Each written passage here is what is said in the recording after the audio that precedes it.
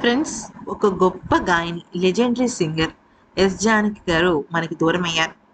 అయితే ఆవిడ భౌతికంగా మాత్రమే దూరమయ్యారు. పాట రూపంలో ఆవిడ ఎప్పుడు మన పక్కనే ఉంటారు. రోజు రాత్రి నిద్రపోయే ముందు, ఉదయం నిద్ర లేచిన తర్వాత ఇలాగా చెప్పుకుంటూ పోతే అసలు ఆవిడకి మరణం లేదనే చెప్పుకోవాలి. ఆవిడ చిరంజీవనే మాట్లాడుకోవాలి. అయితే ఇక సినీ ప్రపంచంలో కొన్ని దశాబ్దాల పాటు ముఖ్యంగా ఫీమేల్ సింగర్స్ కనుక గమనించినట్టయితే రెండు మూల స్తంభాలు ఉండేవి. ఒకటి ఎస్ జానకి గారు, ఇంకొకటి పి సుశీల గారు. వీళ్ళిద్దరూ కూడా సినీ ప్రపంచంలో మకుటం లేని మహారాణులు, ముఖ్యంగా సింగింగ్ ప్రపంచంలో అని చెప్పొచ్చు.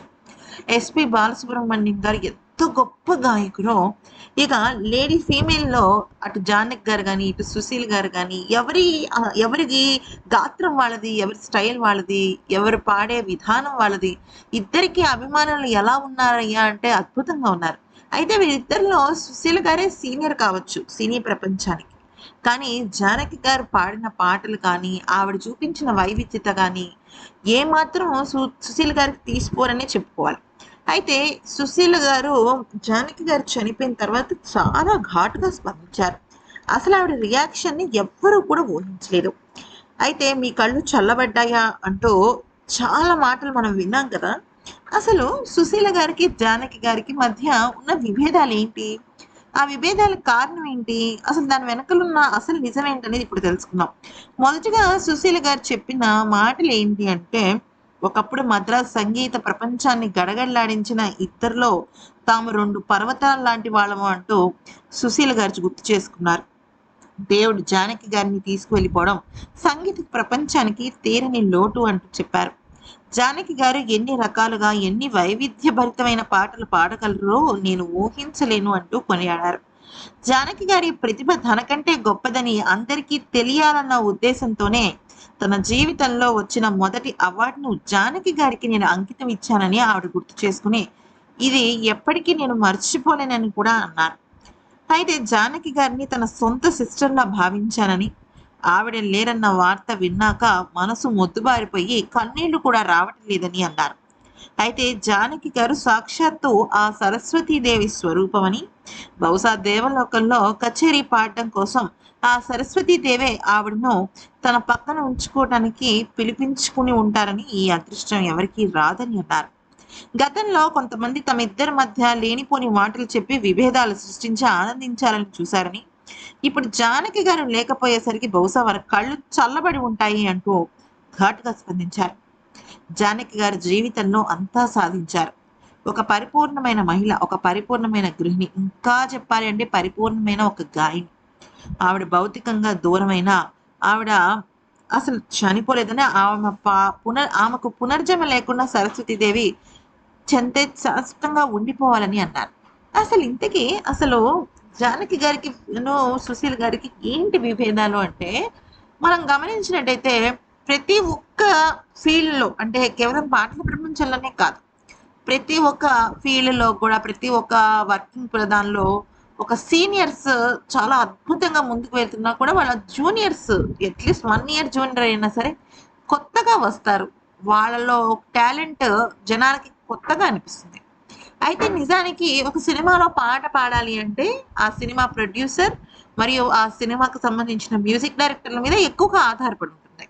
అంటే ప్రొడ్యూసర్, డైరెక్టర్, మ్యూజిక్ డైరెక్టర్‌కి పాట చెప్తే, ఆ పాటకి ఎవరి గొంతు మ్యాచ్ అవుతుంది అనే విషయం పైన, ఆ సింగర్ అయితే ఈ పాటకి న్యాయం చేయగలరు అన్న భావనతో కొంతమంది మ్యూజిక్ డైరెక్టర్ సింగర్స్‌తో పాడిస్తారు.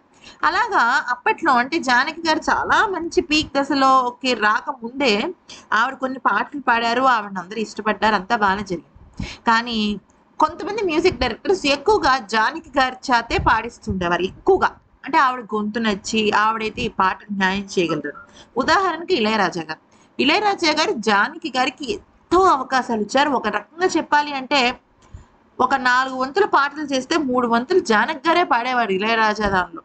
ఇళయరాజా హిట్స్ అన్నీ కూడా ఇళయరాజా, చిరంజీవి, జానకి, ఎస్పి బాలసుబ్రహ్మణ్యం ఈ నలుగురు ఉన్నారు అంటే అసలు నంబర్ 1 సినిమా అయిపోతుంది పాటల పరంగా కూడా. అయితే కొంతమంది మ్యూజిక్ డైరెక్టర్స్ ఎక్కువగా సుశీల గారికి ప్రిఫరెన్స్ ఇస్తుండేవారు. అయితే అప్పట్లో బాగా వచ్చిన ఒక వార్త ఏంటి అంటే, మ్యూజిక్ డైరెక్టర్స్ 2 గ్రూపులుగా విభజన అయిపోయారు. ఆ 2 గ్రూపులకి ఒక గ్రూప్‌కు సుశీల గారు కావాలి. ఇంకొక గ్రూప్‌కి జానకి గారు కావాలి అనుకోవటం. ఒక గ్రూప్ మీద ఇంకొక గ్రూప్ వాళ్ళు ఏవో మాటలన్నారనుకోవటం. ఆ గ్రూప్‌కి సంబంధించి జానకి గారి మీద కొంతమంది కొన్ని రూమర్స్, మరికొంతమంది సుశీల గారి మీద రూమర్స్ ఇలా రకరకాలుగా వినిపిస్తుండేవి. అంతే తప్ప ప్రత్యక్షంగా వీళ్ళిద్దరికి మధ్య ఎటువంటి విభేదాలు లేవు. అయితే ఒకానొక ఇంటర్వ్యూలో జానకి గారిని యాంకర్ అడిగింది, మీకును సుశీల గారికి మధ్య ఉన్న విభేదాలు ఏమన్నా ఉన్నాయా అంటే, విభేదాలు ఏమీ లేవండి. అలా అని బెస్ట్ ఫ్రెండ్‌గా మేమిద్దరం ఏమి బెస్ట్ ఫ్రెండ్స్‌ని కాదు. ఆమె మాకొక మంచి కొలీగ్.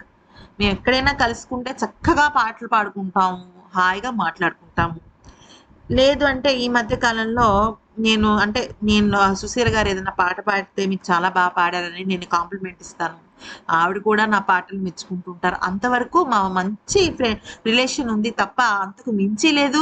ఎటువంటి శత్రుత్వం లేదు అని జానకి గారు ఎన్నో సందర్భాల్లో చెప్పారు. అయితే కొంతమంది సుశీల గారి వాయిస్‌ని ఎద్దేవా చేయటానికి జానకి గారిని పొగడటం లాంటివి కూడా అప్పట్లో జరిగేవట.